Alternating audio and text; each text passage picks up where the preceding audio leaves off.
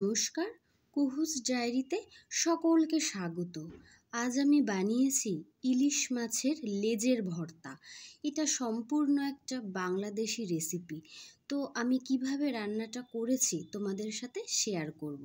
তার জন্য আমাদের প্রথমে লাগছে 3টে ইলিশ মাছের লেজ, কিছুটা ভাজা পেঁয়াজ ও কিছুটা কাঁচা পেঁয়াজ, আর সঙ্গে লাগছে স্বাদমতো লঙ্কা, লবণ আর তেল।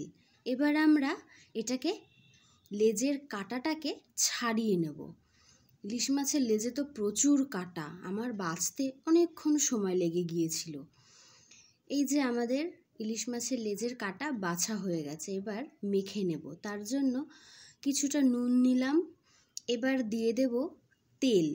এবার এই নুন ও তেলের সাথে শুকনো লঙ্কাটাকে আমি ডলে মেখে নেব।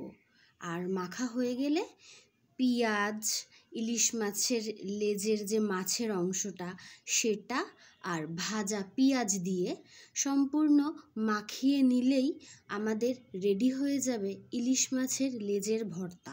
তোমরা চাইলে এর মধ্যে কাঁচা লঙ্কা কুচি ও ধনেপাতা কুচিও দিতে পারো, কিন্তু ধনেপাতা আমি পাইনি, এই জন্য আমি দেইনি।